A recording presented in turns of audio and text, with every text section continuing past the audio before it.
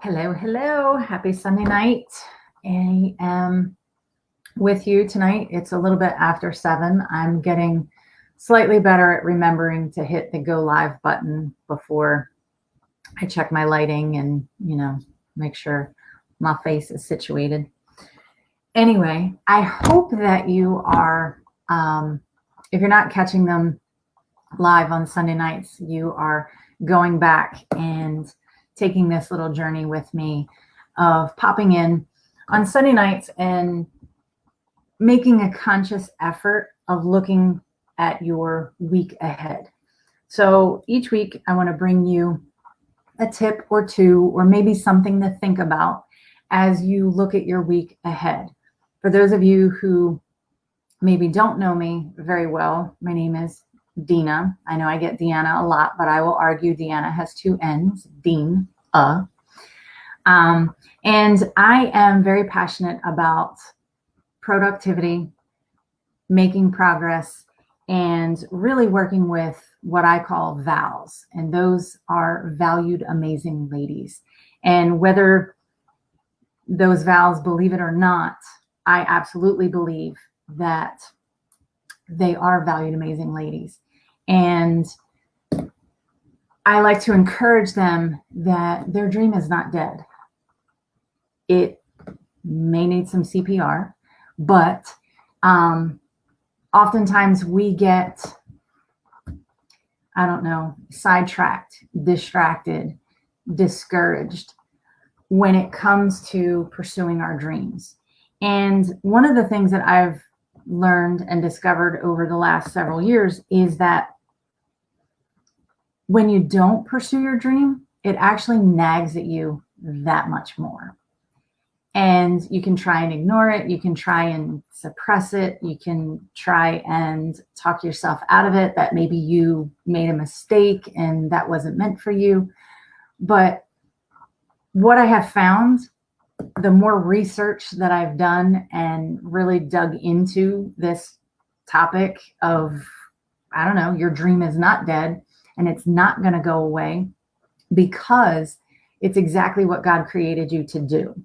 It's exactly what He uniquely gifted you to do. And that's why it's not going to go away, because it's exactly what you were designed to share with the world. So that's what I'm passionate about. And productivity is one of the things that I guess you could say plagues me. And it's one of the things that I research and trial and error and find things that work, and I prove that they work. So it's a little bit of a snippet and background. You can follow along on my blog. I have at deanafarrell.com/blog. You can see blog posts in there. I write a lot about goal setting, goal getting, productivity, progress, all kinds of things. And one of the things that I kind of like to say or debunk is time management. I can't stand that phrase. It's literally a multi-million-dollar industry, and business is helping people manage their time. And I guess you could say that I'm kind of on a mission to kind of not disprove that, but there's a whole nother level before you can even get to managing time. And it's what I call prioritize focus. And it's what I base my business on. It's what I base my courses on. There's a course coming up next week, and the deadline to enroll is this Wednesday, and you can check that out. It's Fearless Focus. I can drop a link in the comments. You can message me. You can scroll my page. You'll find plenty of information about it.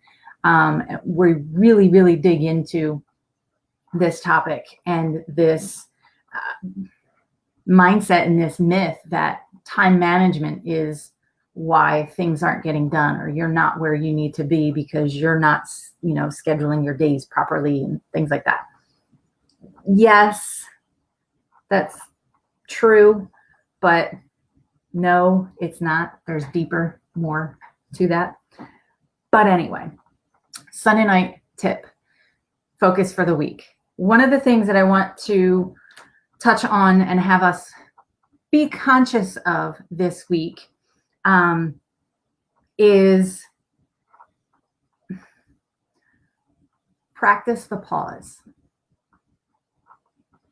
As goal getters, always moving from next to next to next to next. Our to-do lists have to-do lists.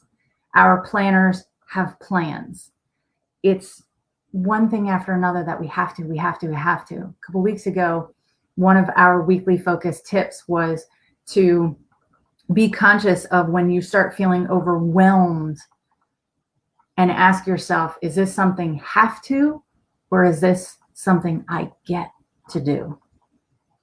And that mindset shift. This week is similar in that practice the pause. You could only run so long before you need rest, right? Any athlete will tell you that they have heavy training days, but they also have rest and recovery days.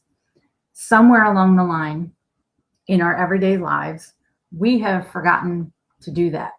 We have convinced ourselves that we're too busy to do that. And I by no means have perfected this. I can be busy all day long from morning till night. And at the end of the day, you can ask me, what did you do today? And I have no idea, right? Well, just like we make appointments for things, we time block things, we schedule things, we prioritize things, we need to prioritize and practice rest. And it was really interesting this morning when I got up, and I was, every morning I start with a Bible study and I'll read different devotionals and different scriptures. And one came across my radar this morning, and it's what prompted this topic for this week, practice the pause, because I came across this verse. And the funny thing was just not even 20 minutes ago, I happened to check my Facebook memories. And from a year ago, it's the exact verse I posted on my Facebook page a year ago was the verse that I came across this morning. So do not worry about tomorrow, for tomorrow will bring its own worries. Today's troubles is enough for today. Matthew 6:34. It's true then, it's true today. Don't worry about tomorrow. It's got its own worries, right? We spend more time worrying, giving into demands, creating demands on ourselves, and we've lost our sense of just wonderment.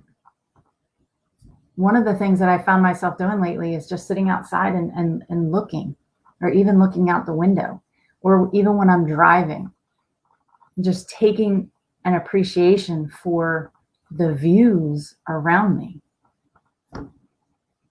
Live in an area that there's a lot of water around. I get to drive over a lot of bridges and see the ocean and the bay and just beautiful clouds and even greenery and landscape. It's just, have we lost our sense of wonder? Have we traded our sense of delight, whether that's in the moment or in the space and the pace that we find ourselves? Are we trading that for demands? That's why I think when I wrote the title to this, I said demands, delight, wonder, worry.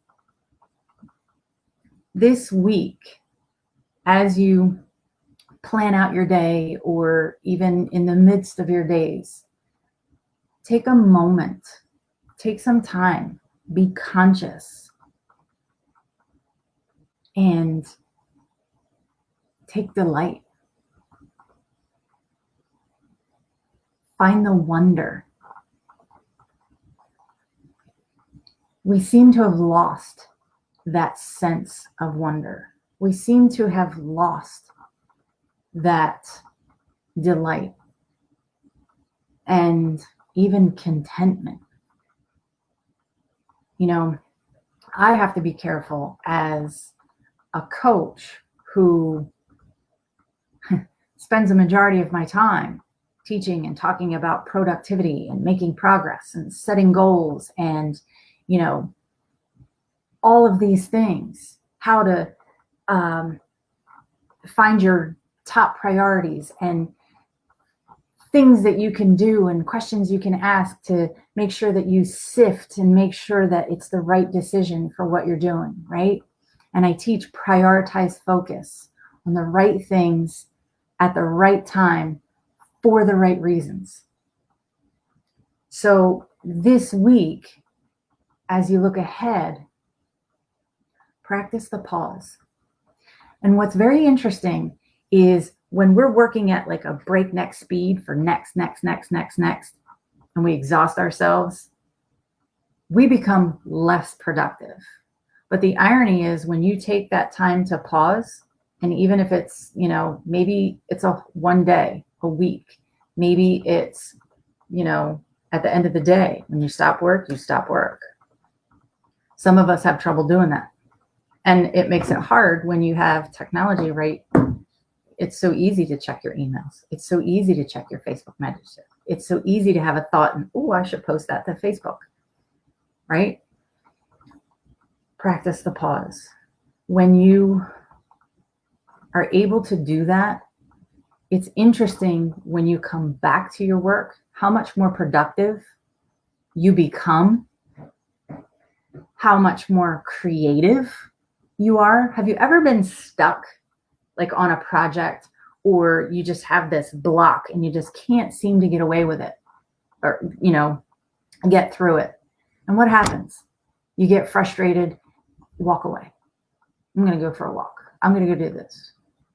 And in the middle of doing absolutely nothing related to what you were just doing, boom, that solution comes to you, or that calm, or that perspective shift. This week, remember to practice the pause. If I were your one-on-one coach, we would be scheduling the pause into your week each and every week. Actually scheduling non-negotiable pause. No social media, no email, no work. And do something completely different. Find that hobby. Go paint, go color, go for a walk, go fly a kite, do something, right? Deana says, I agree. When we didn't have electricity earlier this week, I spent more time sitting on my front porch than I have in years. It was so much cooler outside. I saw the most beautiful moonrise that has inspired a quilt.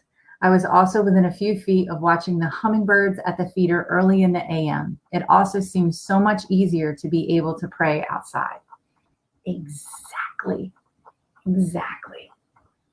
Especially when you watch the news and everything that's going on around us. It's so chaotic, and it's just almost like the pressure to be panicked, which is unlike anything I've ever seen. It's so crazy.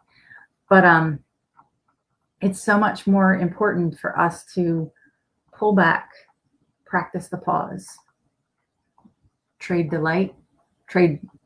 demands for delight, trade your worry for some wonder, and see how your week looks. Practice the pause. All right, that was a little longer than I expected it to be, but thank you very much for popping on and checking in. And I will be posting Monday is our giveaway day. So check that out tomorrow morning. You'll see what this week's giveaway is. Give away something every week. Wednesday, I'll be back to check in on you live and see how practicing the pause is going for you. Wednesday is also the day that enrollment closes for Fearless Focus course, and that launches. We start our group on Saturday. So spots are filling up. There is still room, but it is limited to 15 spots. So once I hit 15 spots, that's done. So either 15 spots or Wednesday. That's it. All right. Have a wonderful evening, and I will see you back here on Wednesday, but don't forget to check in tomorrow for our weekly giveaway. Thanks so much for joining me. Have a focused week.